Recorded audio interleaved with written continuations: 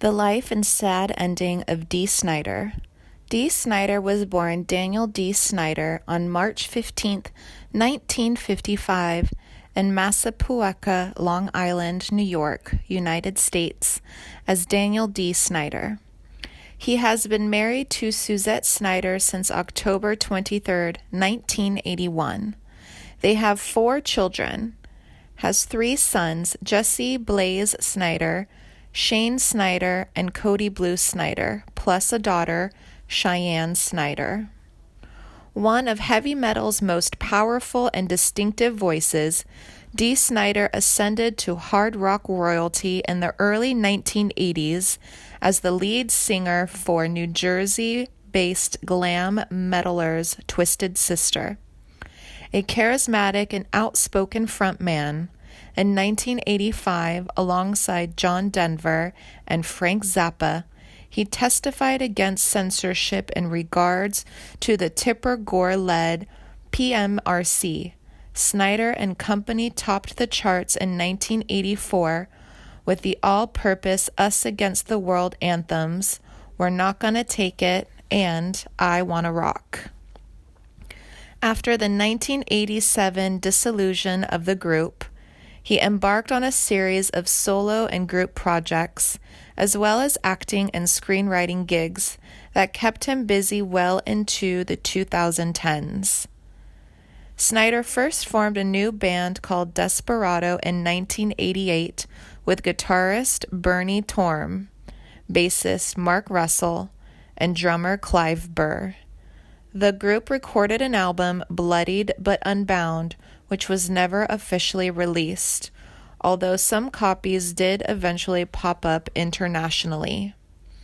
That same year saw Snider appear in the horror film Strangeland, for which he also wrote the screenplay. He next formed the heavier Widowmaker, retaining Russell on bass and recruiting guitarist Al Pettorelli and drummer Joey Franco, a member of Twisted Sister, for the group's last album. Is the lead vocalist for the early 90s metal band Widowmaker, and also lead vocalist for the 80s metal band Twisted Sister. Before Ice-T's Cop Killer and 2 Live Crew's A Nasty As They Wanna Be, Twisted Sister was one of the first rock groups to come under fire by the Parents Music Resource Center, a watchdog group founded by Tipper Gore, wife of former Vice President Al Gore. The music videos for We're Not Gonna Take It and I Wanna Rock depicted violence, and in both videos, Mark Metcalf plays a bullying authority figure, either a dominant father or school principal. As a result of the Senate hearings in 1985, parental advisory stickers were placed on records that contained explicit lyrics, especially rap music, and vulgar sexual overtones, or that prompted misogyny, racism, and anti-cop lyrics. In 1985, Robert, in remission and recovering, thanks in part to Dee's advice on bodybuilding and weight gain supplements from his hospital visit, attended an outdoor concert Twisted Sister and Iron Maiden played in Tempe, Arizona. Dee was later told by the foundation that only terminal children got their wishes fulfilled, and Robert was the first recipient who survived. Immediately following Snider's visit, his leukemia went into remission, and though doctors told his mother cancer could return at any time and he would die, Dee wrote in his book, Shut Up and Give Me the Mic, that Robert was still alive in his 40s and had wife and kids. Snider first formed a new band called Desperado in 1988 with guitarist Bernie Thorm, bassist Mark Russell, and drummer Clive Burr. The group recorded an album, Bloodied but Unbound, which was never officially released, although some copies did eventually pop up internationally. That same year saw Snider appear in the horror film Strangled, for which he also wrote the screenplay. Widowmaker debuted with 1992's Blood and Bullets and managed to record one more album, 1994's Stand By for Pain, before disbanding. Snider next turned his attention to the film, specifically the horror genre. He wrote, produced, and acted in Strangeland, which was released in 1998. He also performed off and on with the outfit called the SMFs, which was devoted mostly to Twisted Sister repertoire. In 2000, Snider released his first solo album with Bernie Torm on guitar, titled Never Let the Bastards Wear You Down. The record was composed mostly of songs from the 80s that Snider had never previously recorded for official release.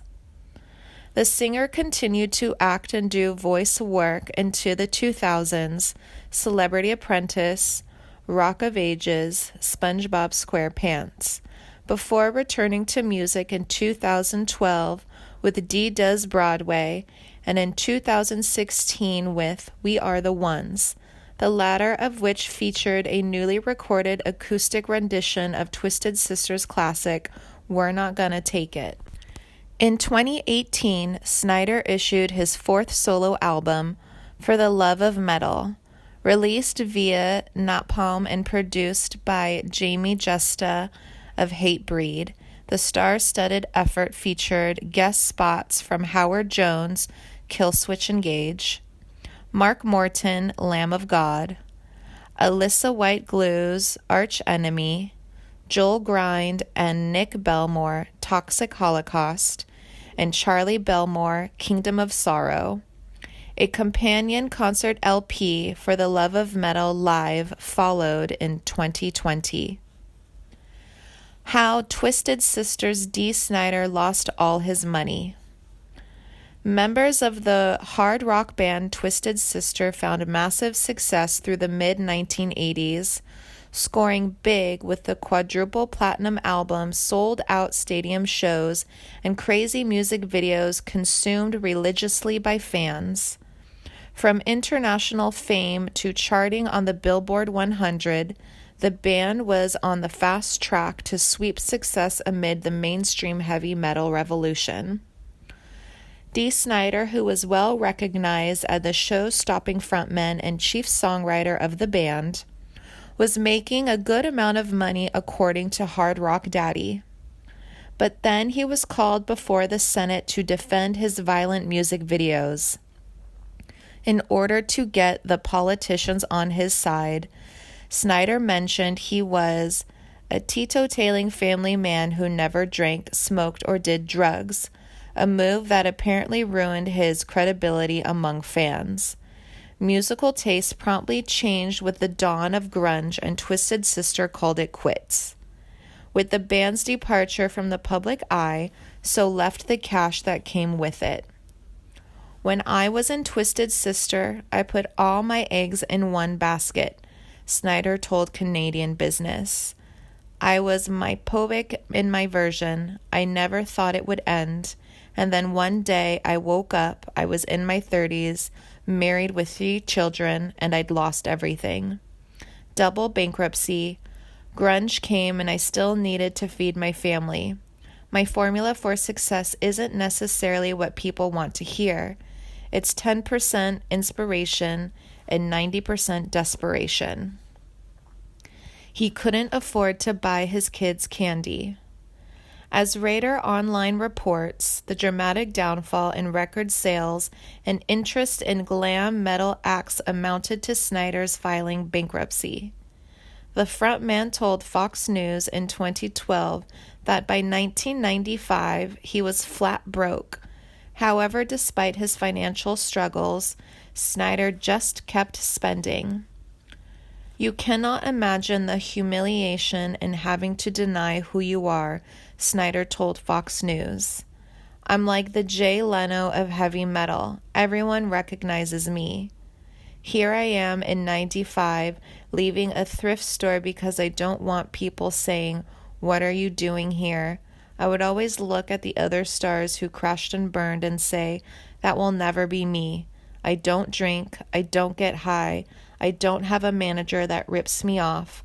I don't have anyone that can put one over me, and I didn't.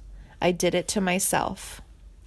However, Snider seems to have bounced back financially through gradual steps, starting with a minimum wage job, commuting via bicycle since he didn't have a car anymore. He and his family used coupons and thrifted clothing in order to save every penny.